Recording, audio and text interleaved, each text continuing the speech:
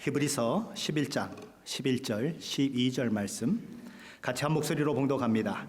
믿음으로 사라 자신도 나이가 많아 단산하였으나 잉태할 수 있는 힘을 얻었으니 이는 약속하신 일을 미쁘신 줄 알았습니다. 이러므로 죽은 자와 같은 한 사람으로 말미암아 하늘의 허다한 별과 또 해변의 무수한 모래와 같이 많은 후손이 생육하였느니라. 아멘. 시편 90편 말씀에 보면 모세가 이 땅에서 우리의 삶을 이렇게 적고 있습니다. 인생살이 기껏해야 한 70년, 건강하게 살아도 80년인데 그 인생살이 고통과 슬픔뿐 덧없이 지나가고 쏜살같이 빠르게 날아갑니다. 공동번역으로 보면 그런 것입니다. 오랜 세월 인생을 살아오신 우리 선배님들, 우리 어르신들이 보면 이 모세의 고백이 나의 고백과 별로 다르지 않구나 하는 그런 생각을 하시게 될 것입니다. 다윗은 시편 103편 15절에서 인생은 그날이 풀과 같으며 그 영화가 들의 꽃과 같도다라고 그렇게 이야기를 합니다. 어떤 분은 이런 얘기를 해요. 다만 살아있을 뿐인데 그게 왜 그리 힘들까요? 그렇죠. 사는 것 하나만도 버거운 것이 사실 우리 인생입니다. 히브리서 11장의 믿음으로 살았던 수많은 사람들의 이름들이 기록되고 있어요. 우리는 보통 이런 사람들이, 이런 인물들이 우리와는 정말 다른 특별한 그런 사람들이라고 생각하는 경향이 있지만 사실은 이 모든 사람들이 우리와 똑같은 사람들인 것입니다. 인생에 고뇌를 가지고 있었던 사람들이고 삶의 순간순간마다 슬픔과 고통을 겪었던 사람들이요, 인생의 눈물을 나는 자들인 것입니다. 히브리서에 기록된 믿음의 사람들 중에서 어느 누구도 룰루랄라 콧노래를 부르며 살았던 인물들은 아무도 없는 것이지요. 우리가 지금까지 살펴보았던 아벨도 그렇고 에녹도 그랬고 노아도 그랬고 아브라함도 그랬고 오늘 살펴볼 사라의 인생도 그런 것입니다. 사라라고 하는 이름은 하나님께서 지어주신 이름이에요. 그의 원래 이름, 부모를 통해서 받았던 이름은 사레입니다. 사레. 사레라고 하는 이름은 영화롭고 귀한 자 혹은 나의 공주라고 하는 그런 이름의 뜻을 가지고 있어요. 나의 공주다. 영화롭고 귀한 자다. 이 사레라고 하는 이름을 통하여서 우리는 이 사레가 그 가정 가운데서 얼마나 귀한 존재였는지를 짐작할 수가 있는 것입니다. 그러나 이 사레의 인생이 그의 이름처럼 풀리지 않아요. 아브라함이라고 하는 사람과 결혼을 했지만 오랜 세월을 그래서 함께 살았지만 그에게는 자식이 전혀 없었습니다. 시편 127편 3절로 5절에 보면 자식에 대해서 이렇게 얘기를 하고 있어요. 보라, 자식들은 여호와의 기업이요 태의 열매는 그의 상급이로다. 젊은 자의 자식은 장사의 수중의 화살 같으니 이것이 그의 화살통에 가득한 자는 복되도다. 그들이 성문에서 그들의 원수와 담판할 때에 수치를 당하지 아니하리로다.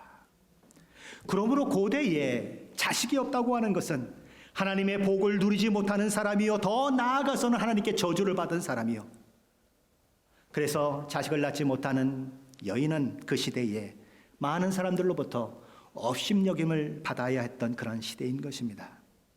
나의 공주라 불림을 받으면서 그 가정 속에서 모든 사람들의 사랑을 독차지하다시피 자라난 사례에게 있어서 자식이 없다고 하는 것 때문에 당하는 그 고통, 그 슬픔은 이루 말할 수가 없는 것이에요.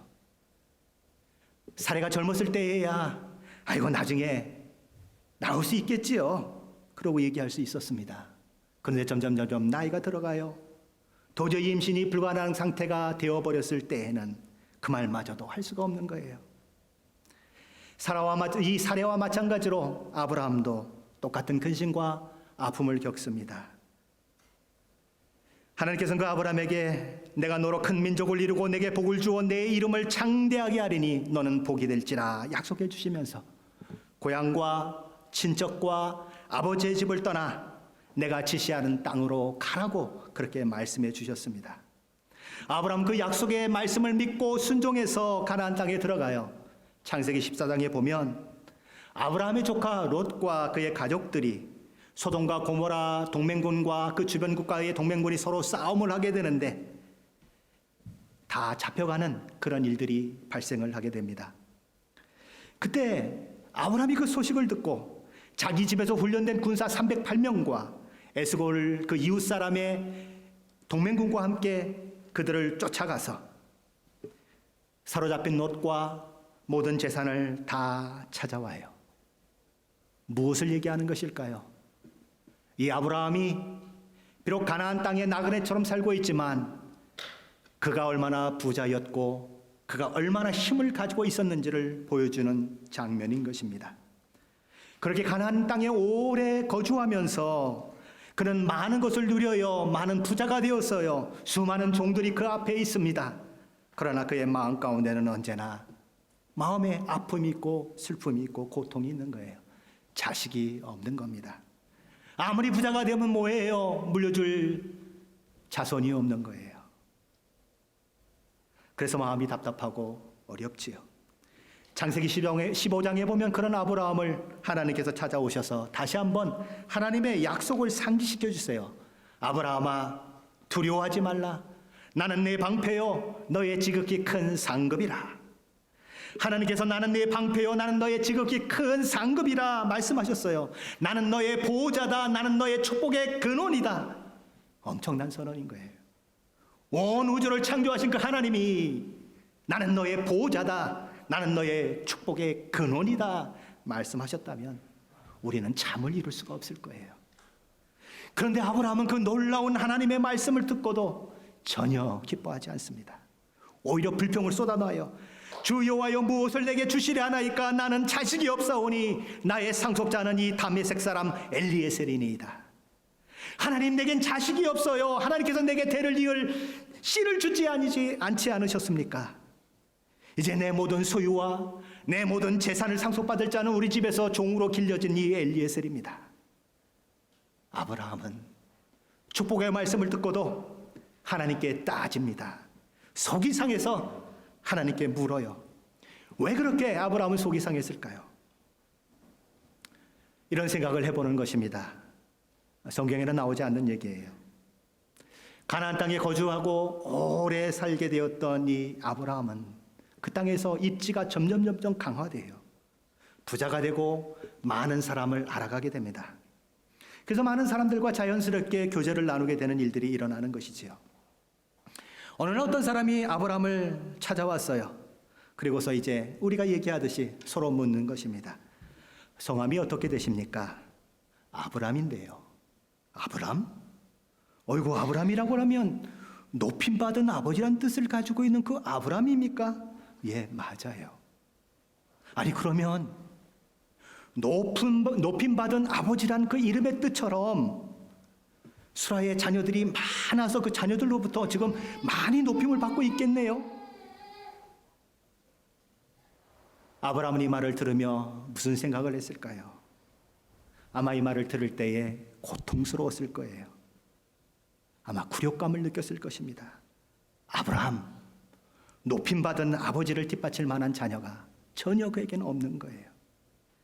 그러니 하나님께 불만인 거예요. 하나님이 약속해 주셨지만, 복의 근원이 된다고 약속해 주셨지만 아무것도 없는 거예요. 사람들은 와서 아브라함이면 당연히 많은 자식들을 통해서 높임을 받아야 되지 않느냐고, 그 이름의 뜻대로 되어야 되지 않느냐고 이야기하는데 마치 자기를 비웃는 것 같아요. 그래서 화가 나는 거예요. 그래서 하나님께 따져 묻는 겁니다. 하나님은 그런 아브라함을, 하나님의 약속조차도 믿지 못하는 그 아브라함을 불러내세요. 밖으로 끌어내십니다. 아브라함아, 하늘을 바라봐라. 하늘의 별이 초롱초롱 너무나 많은 별들이 있는 거예요. 내 자손이 저 별과 같이 될 것이다. 그리고 세월이 또 흘러갑니다. 그러나 여전히 하나님의 약속은 아브라함과 사레에게 이루어지지 않아요. 그래서 사라가 말합니다. 나는 아기를 낳을 수 없는 그런 몸이에요. 그러니 여보, 더 이상 기다리지 말고 하갈을 취해서 우리 자손을 낳읍시다. 그래서 아브라함이 사레의 말을 듣고 하갈을 취합니다. 하갈이 임신을 하지요. 번듯한 아들을 낳습니다. 그가 누구죠? 이스마엘이에요.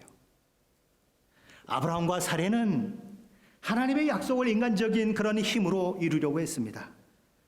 그래서 하나님의 약속의 자녀를 얻으려고 했지만 그들의 바람과는 달리 아브라함 가정은 이 일로 인해서 큰 불화에 처하게 되는 것이죠. 아이를 낳은 하갈과 아이를 낳지 못한 이 사레 사이에 서로 알력이 있게 되는 것입니다. 지위와 권위를 놓고 서로 격렬하게 막 싸움이 일어나는 것이지요. 하갈이 아브라함을 통해 임신한 순간부터 사라는 하갈에 의해서 멸시 천대를 받게 되는 것입니다. 하갈이 임신함으로써 지금 아브라함 가정에 누구 때문에 아들이 없게 되었는지가 분명하게 드러난 거죠. 누구 때문이죠? 사레 때문인 거예요. 너 때문이야. 너는 아이도 못 낳는 애야. 너는 아이도 못 낳는 사람이야. 하갈은 그를 괴롭히는 것입니다. 하갈이 임신하고부터 사레의 고통은 더해지는 거예요. 더 많은 아픔, 더 많은 슬픔, 더 많은 고통이 사레를 괴롭힙니다. 왜 그런 일들이 일어나죠? 하나님의 때를 기다리지 못했기 때문에 그래요. 하나님이 약속하셨지만 그 약속이 성취될 때까지 기다리는 믿음이 없었기 때문에, 그것에 실패했기 때문에 그런 것입니다. 이런 일들은 아브라함과 사레에게만 일어나는 것이 아니라 오늘 교회 가운데도 일어나고 저와 여러분의 가정 가운데도 일어나는 것입니다. 교회가 하나님의 일에 열심을 가지지만 하나님의 때를 기다리지 못하고, 그래서 인간적인 방법으로 열심히 일함으로써 어려움을 겪는 경우가 있는 것입니다. 하나님께서 영혼을 회심시키는 것은 하나님 오직 그분 한 분께 달려 있는데, 교회가 한 영혼을 회심시키기 위해서 심리적인 수단을 이용해서 그 일을 이루려고 할 때가 있는 거지요. 교회를 많은 사람으로 채우려고 하는 열심 때문에 값싼 상술이 동원되고 명백히 성경에 벗어나는 그 비진리들이 선포되면서 어떻게든지 교회에 수많은 사람들을 모으려고 하는 일들이 일어나고 있는 것입니다. 오죽하면 교회 안에 킥복싱을 하는 그런 철장이 만들어지는 교회도 있지 않습니까? 왜 그런 일들이 일어납니까? 하나님의 약속을 붙들지 않고 하갈처럼, 하갈을 통해서, 인간적인 방법을 통해서 하나님의 일을 이루고자 하는 생각이 있기 때문에 그런 것입니다. 저와 여러분, 그리고 여러분의 가정이, 그리고 우리 교회가 하나님께서 허락하신 복과 상관없는 이스마엘을 낳을 수 있다는 경고의 말씀이에요. 어떻게 할 때요? 하나님의 약속을 믿고 기다리지 못할 때 그럴 수 있다는 것입니다. 아브라함이 이스마엘을 낳고 또 13년의 세월이 흘러가요. 창세기 17장에 보면 하나님께서 또 아브라함을 찾아오십니다. 나는 전능한 하나님이라 너는 내 앞에서 행하여 완전하라. 하나님께서는 아브라함의 흔들리는 믿음에 대해서 강하게 말씀하십니다. 나는 전능한 하나님이라. 하나님께서 절대적으로 신뢰할 수 있는 분이고 약속하신 모든 것을 성취할 수 있는 능력의 분이심을 선포합니다. 그런데 그런 하나님의 약속이 너에게 주어졌음에도 불구하고 왜 내가 하갈을 취하고 그를 통하여 이스마엘을 낳게 되었느냐? 나는 전능한 하나님이 아니냐? 그러시면서 아브라함을 책망하는 것입니다. 그러고는 하나님이 이렇게 말씀하세요. 너는 내 앞에서 행하여 완전하라. 믿음이 없어서 하나님의 말씀에 불순종하는 그런 사람이 아니고 믿고 순종하는 자가 되어 하나님의 약속을 너의 삶 가운데 성취하는 그 기쁨을 누리는 자가 되라. 그렇게 말씀하는 것이지요. 하나님께서는 아브라함의 믿음을 복돋아 세우시면서 다시 한번 언약을 확인시켜 주세요. 내가 내 언약을 너와 너 사이에 두어 너를 크게 번성하게 하리라. 그러시면서 하나님께서는 아브라함의 이름을 바꾸십니다. 아브라함에서 아브라함으로 바꿔요. 아브라함은 열국의 아버지란 뜻입니다. 그리고 내 안에 사레의 이름도 바꿔라 그러십니다. 뭐라고 바꾸라고 하냐면 사라로 바꾸라 그럽니다. 사라의 이름의 뜻은 열국의 어미란 뜻이에요. 사라가 아들을 낳게 될 것이고 여러 민족의 어머니가 될 것이라고 약속하시는 것입니다. 그래서 명실공히 두 사람이 열국의 아버지요 열국의 어미가 되게 하셨다는 것이지요. 하나님께서 이 약속의 말씀을 아브라함에게 들려주시는데 아브라함이 속으로 웃어요. 아내 사레가 자녀를 낳을 수 없다는 그것은 이미 증명이 되어 있어요. 그래서 속으로 생각하는 것입니다. 아니 100세 된 사람이 어찌 자식을 낳을까? 사라는 90세니 어찌 출산할까? 그럽니다. 그러면서 하나님께 이렇게 아뢰입니다. 하나님, 이스마엘이나 하나님 앞에 살기를 원하나이다. 이스마엘이나 하나님 그렇게 사용해 주세요. 나는 불가능해요. 내 아내도 불가능해요. 그러는 것이지요. 그런 아브라함에게 하나님께서는 내 아내 사라가 아들을 낳게 될 것인데 그 이름을 이삭이라 하라 그럽니다. 우리 하나님은 참 재미있으신 하나님이세요. 이삭의 이름의 뜻이 뭐죠? 웃음이에요. 아브라함이 웃었다. 그러니 네 아들 이름 웃음인 이삭으로 해라 그러는 겁니다. 자, 그러면 사라는 또 어땠을까요? 얼마 후에 소돔과 고모라가 멸망하기 직전에 세 명의 하나님의 사자들이 아브라함을 찾아와 말합니다. 내년 이맘때 내가 반드시 내게로 돌아오리니 내 아내 사라에게 아들이 있으리라. 장막 밖에서 아브라함과 하나님의 사자들이 이야기하는 소리를 듣고 있던 사라가 웃어요. 나도 늙고 남편도 늙었는데 무슨 아들. 사라는 정말 이미 너무 늙었어요. 한마디로 불가능합니다. 하나님께서 그런 사라에게 물어요. 사라야, 내가 왜 웃느냐? 하나님께 능하지 못한 일이 있느냐? 당황한 사라가 저 웃지 않았는데요 하고 발뺌을 합니다. 웃음이라고 하는 이름의 뜻을 가지고 있는 이삭은 어떻게 태어나게 됩니까? 하나님의 약속을 반신반의했던 아브라함과 사라의 그 웃음을 통해서 태어나요. 아브라함이 부를 때의 나이가 75세입니다.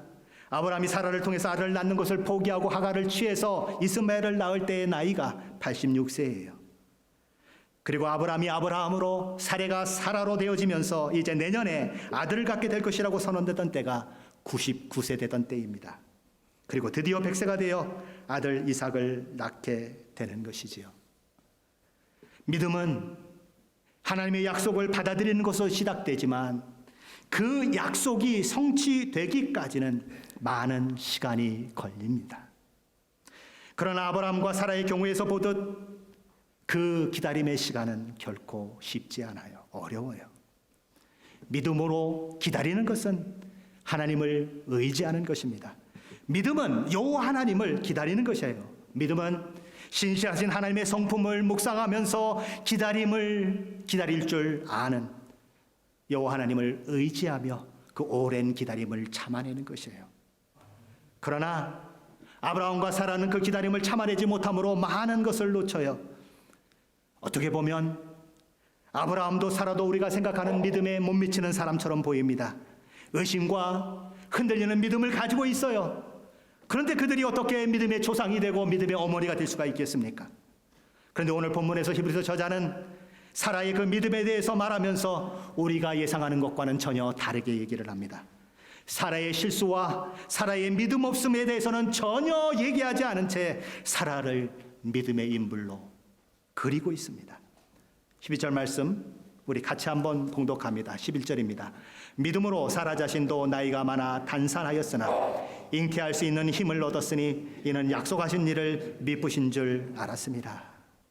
이 말씀만 놓고 보면 사라가 수많은 후손을 거느리게 된 것이 마치 사라의 엄청난 믿음의 결과인 것처럼 보이는 것입니다. 그러나 우리는 이미 살펴본 것처럼 사라는 결코 그런 믿음의 사람이 아니었어요. 그런데 왜 히브리서 저자는 여기서 사라를 믿음으로 사라를이라고 이렇게 얘기하면서 믿음의 사람으로 그리고 있는 것일까요? 우리는 이 말씀을 통해서 우리가 생각하는 믿음과 하나님이 생각하는 그 믿음에 뭔가 차이점이 있다고 하는 것을 생각하게 되는 것입니다. 우리가 생각하는 믿음과 하나님 편에서 생각하는 믿음이 다르다는 거예요. 우리가 생각하는 믿음의 기준대로라고 하면 아브라함도 그 믿음의 기준에서 떨어져야 안 돼요. 살아도 안 되는 것입니다. 믿음의 사람이라고 얘기할 수가 없는 사람들이에요. 그런데 하나님의 그 입장에서 보니까 그는 믿음의 사람이다. 하나님이 그렇게 얘기하고 계시다는 거지요. 우리는 이 이야기를 창세기 15장으로 다시 돌아가서 볼 수가 있습니다. 창세기 15장에 보면 하나님께서 아브라함의 몸에서 날짜가 상속자가 될 것이라고 얘기하고 그를 밖으로 불러내서 많은 별들을 보게 하시고 네 자손이 이와 같이 될 것이라고 얘기합니다. 그러고 나서 바로 이어지는 창세기 15장 6절 말씀에 보면 이렇게 되어 있습니다. 아브라함이 하나님을 믿으니 여호와께서 이를 그의 의로 여기시고. 아브라함이 하나님을 믿음으로 여호와께서 이를 의로 여기셨다고 창세기 15장 6절에서 선포가 돼요. 그런데 딱 한 장만 넘어가면 16장에서 무슨 일이 일어나냐 하면 아브라함이 하갈을 아내로 취해서 이스마엘을 낳는 일들이 나오는 것입니다. 17장에 가면 어떤 일들이 일어나냐 하면 하나님께서 다시 한번 하나님의 약속을 환기시켜 주시는데 아브라함이 믿지 못하고 웃어요. 에이그 그런 일이 어떻게 있어요? 하고 웃어요. 18장에 가면 이번엔 하나님의 말씀을 듣고 사라가 또한 못 믿겠다고 웃어버려요. 지금 무슨 이야기를 하고 있는 겁니까? 하나님께서 이미 의로 여기셨다. 그의 믿음을 보셨다고 얘기했는데 그 이후에 아브라함의 삶의 모습을 보면 전혀 아닌 모습이 나타나고 있더라 이것입니다.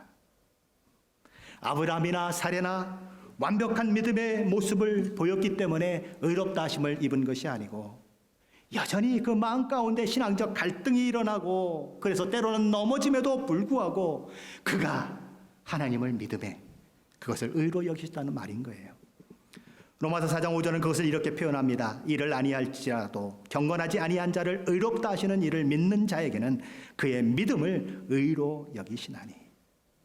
믿음으로 말미암는 의가 내 행위로 말미암은 것이 아니라는 거예요. 내가 100% 완벽하게 잘했기 때문에 내가 의롭다 인정함을 받는 것이 아니고 내가 여전히 부족하고 경건치 않음에도 불구하고 나를 의롭다 하시는 그 하나님을 믿음으로 내가 의롭게 되었다고 인정된다는 것입니다.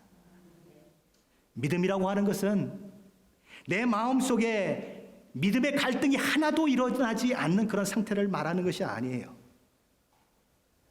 아브라함과 사라의 경우에서 우리는 그걸 보게 되는 것입니다.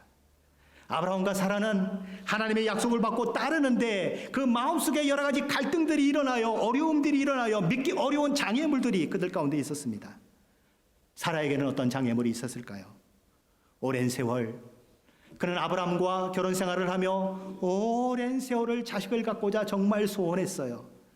오랜 세월이 지나가고 또 세월이 지나가는데 아이는 생기지 않아요. 사라의 그 경험이 아이를 낳을 수 없구나 하는 생각을 가지게 만들고 그것이 하나님의 약속을 믿는데 방해물이 되어버립니다. 더 나이가 들어서 이제 사라의 모든 경수가 다 끊어져 버려요. 더 이상 이제 아이를 가질 수 없는 그런 나이가 되어버립니다. 그러니 또 하나님의 약속을 믿는 그 믿음이 믿어지지 않는 그것이 방해 요소로 또 작용하는 것이지요. 그리고 또 이 사라에게 어떤 일들이 일어납니까? 자기의 처지를 생각해보고 자기 몸의 상태를 생각해보면 이성적으로 생각하거나 과학적으로 생각을 한다고 하더라도 결코 나는 자식을 가질 수 없어 라고 하는 그런 생각이 그를 사로잡고 있는 거지요. 그래서 하나님의 약속을 또한 못 믿게 되는 것입니다. 그런데 그런 아브라함과 사라가 어떻게 믿음의 조상이 되고 믿음의 어머니가 될 수 있었는가? 어떻게 하나님은 그들을 믿음의 사람이라고 이야기하고 있는가? 그것은 아브라함과 사라가 자신의 마음속에 이런 여러 가지 믿음을 방해하는 갈등과 싸우며 불신앙으로 기울어지려고 하는 그런 자연적인 그런 상태에서 그런 자연적인 성향에서 벗어나려고 애쓰며 하나님을 신뢰했기 때문에 그런 것입니다. 12절 말씀은 다시 이렇게 얘기합니다. 믿음으로 사라 자신도 나이가 많아 단산하였으나 잉태할 수 있는 힘을 얻었으니 이는 약속하신 일을 미쁘신 줄 알았습니다.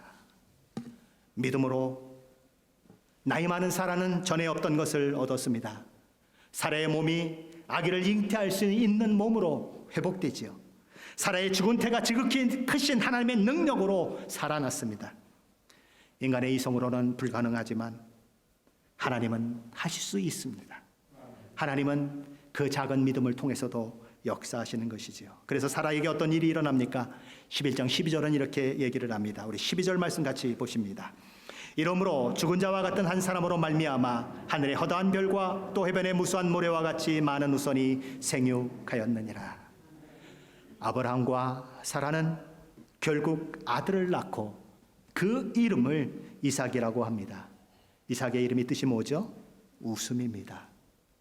아브라함과 사라가 하나님께 주신 약속의 그 말씀과 자신이 가지고 있는 현실적 그 한계 가운데서 갈등하고 때로는 흔들렸지만 결국 더 이상 의심과 갈등의 웃음인 그 이삭이 아니라 자신의 못난과 부족함에도 불구하고 일을 이루어내시고 약속을 성취하시는 그 하나님으로 말미암아 진정한 웃음을 웃게 되었다.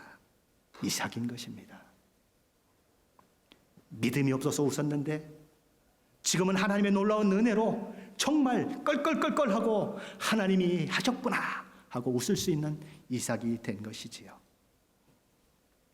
우리의 믿음 생활 가운데에서도 아브라함과 사라가 그랬던 것처럼 많은 영적 연약함을 우리는 경험합니다. 그러나 우리는 개인적인 영적 연약함 때문에 좌절해서는 안 되는 것입니다. 사라처럼 그럼에도 불구하고 하나님을 신실히 붙들고 나아가야 하는 것이죠. 믿음은 자신에게 사로잡히는 것이 아닙니다. 하나님께 사로잡히는 거예요. 자신의 문제에 사로잡히는 것이 아니고 자신의 상황에 사로잡히는 것이 아니고 하나님께서 약속하신 말씀에 사로잡히는 것입니다. 우리가 기억해야 하는 것은 아브라함과 사라의 경우에서 보듯이 하나님께서는 완벽한 믿음의 사람을 찾고 계신 것이 아니고 연약함에도 불구하고 하나님을 의지하는 믿음의 사람을 찾고 있다는 것이에요. 하나님의 은혜가 아니면 살 수 없음을 기억하면서 때론 넘어지고 자빠지고 기우뚱거리면서도 하나님을 놓지 않는 그런 사람을 찾고 계신다는 거예요. 그러니 저와 여러분의 영적 연약함을 바라보지 마시고 하나님을 바라보십시오. 상황이 아니라 상황 너머에 계신 그 하나님을 바라보십시오. 불가능한 현실이 아니라 모든 것을 가능케 하시는 하나님을 바라보십시오. 루터는 이런 얘기를 했다고 합니다.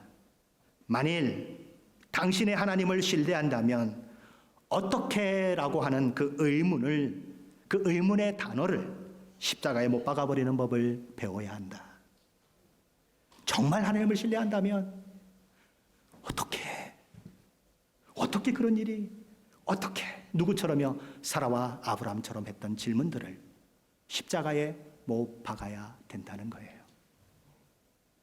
하나님께서 죽은 자와 같은 한 사람, 이미 다쳐버리고 죽어있는 사라의 태를 열어 이삭을 낳게 하셨습니다. 그리고 하나님께서 아브라함이 약속하셨던 것처럼 내가 너로 큰 민족을 이루고 내게 복을 주어 내 이름을 창대하게 하리니 너는 복이 될지라. 너를 축복하는 자에게는 내가 복을 내리고 너를 저주하는 자에게는 내가 저주하리니 땅의 모든 족속이 너로 말미암아 복을 얻을 것이라.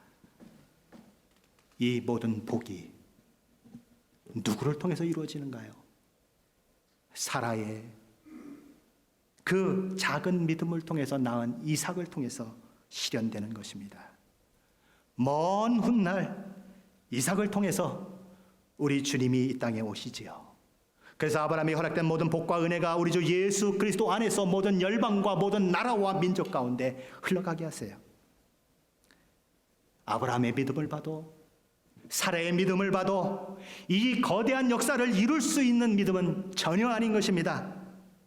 그러나 그들이 하나님의 신실함을 의지하고 하나님 자신을 붙들 때 하나님께서는 그들을 통해 일하셨고 놀라운 은혜를 베푸셔서 아브라함을 사라를 열국의 아버지요 열국의 어머니로 만들어내시는 것이지요.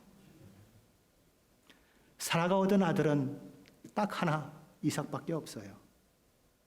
그런데 이삭을 통해서 야곱이 태어나지요. 야곱이 야복 강가에서 천사와 씨름하다가 얻은 이름이 무엇이죠? 이스라엘이에요. 야곱을 통해서, 이삭의 아들 야곱을 통해서 이스라엘 민족이 시작이 됩니다. 그 이삭의 씨를 통해서 오신 예수님을 통해서 예수 그리스도를 믿고 주라 고백하는 자들을 통해서 또 어떤 사건이 발생을 합니까? 영적 이스라엘 민족이 형성되는 일들이 일어나는 것입니다. 사라의 작은 믿음이 내 시작은 미약하였으나 나중은 창대하리라는 욥기의 말씀이 문자 그대로 이루어지게 되는 것입니다. 연약하고 나이 많은 여인의 그 작은 믿음의 시작이 얼마나 큰 결말을 가져올 수 있는지 우리는 이 본문을 통해서 확인하게 되는 것입니다. 저와 여러분이 작은 돌 하나를 시냇가에 툭 던지면 어떤 일들이 일어납니까? 물이 퐁 빠지면서 이 원이 만들어지죠. 파문이 만들어집니다. 점점 이게 어떻게 돼요? 점점 커지지요.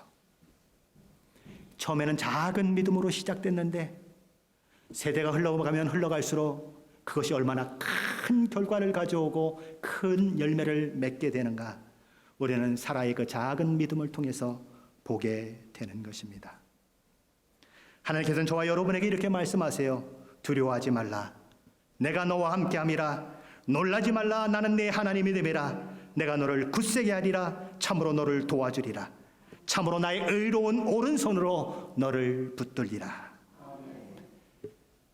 하나님의 약속이 있고 믿음의 그 결심이 저와 여러분 가운데 있지만 기다림에 혹시 지치십니까? 기다림이 너무 오래된 것 같아서 마음이 낙심되십니까? 하나님의 약속은 더디게 느껴지고 삶은 점점 힘들어지는데 나 어떡할까? 그런 근심이 저와 여러분 가운데 있으십니까? 무엇을 해야 되겠까요? 무엇을 그때 하셔야 할까요? 하나님의 약속을 붙들어야 하는 것입니다. 하나님의 약속이 있음에도 불구하고 때로 우리는 넘어질 거예요. 때로 우리는 갈등할 거예요. 그러나 사라를 열국의 어미가 되신 그 하나님이, 아브라함을 열국의 아버지가 되신 그 하나님이 우리의 그 실수와 넘어짐과 그리고 우리의 그 연약함에도 불구하고 우리를 붙들고 우리를 인도해서 그 놀라운 믿음의 결과를 만들어낸다고 하는 이 사실을 오늘 말씀을 통해 저와 여러분은 기억해야 하는 것입니다. 이삭이 어떻게 이름이 시작됐다고요? 그런 일이 어떻게 나한테 있어? 불가능해. 하나님이 약속하셨는데도 웃었다고요. 그래서 그의 이름이 이삭이라고요. 그런데 이삭이 진짜 태어났어요. 오, 하나님이 나를 진짜 웃게 하시네. 이삭을 볼 때마다 믿음이 막 솟아나는 거예요. 아이고, 나는 막 웃었는데 하나님이 진짜 웃게 하셔. 야, 정말 우리 하나님 웃기는 하나님이야. 좀 이상한가요? 웃기는 하나님? 야, 우리 하나님 정말 나를 웃게 하시는 하나님이구나. 나의 연약함, 나의 부족함, 나의 나도 나를 용납하지 못할 것 같은 이 모습 가운데도 하나님이 역사하시는구나. 이삭이에요. 웃었다. 나를 최후로 웃게 하셨다. 이삭인 것입니다. 아브라함이 어떻게 아브라함이 되었고 사라가 어떻게 사라가 되었는지 기억하십시오. 저와 여러분이 뭐가 잘나서 그렇게 될 수 있겠습니까? 아니에요. 하나님이 저와 여러분을 붙드셔서 저와 여러분이 넘어지고 자빠지고 때로는 기우뚱거리고 도대체 하나님의 사람이라고 보이지 않는 모습을 보이는 그 상황 가운데서도 하나님이 저와 여러분을 이끌어 가시고 만들어 가시고 새롭게 하시고 세우시고 끝까지 놓지 아니하심으로 우리를 만드시고 우리로 하나님이 나를 웃게 하시는 이삭을 보게 하시는 것입니다. 이런 복과 은혜가 저와 여러분 가운데 있으시기를 예수 그리스도의 이름으로 간절히 축원합니다.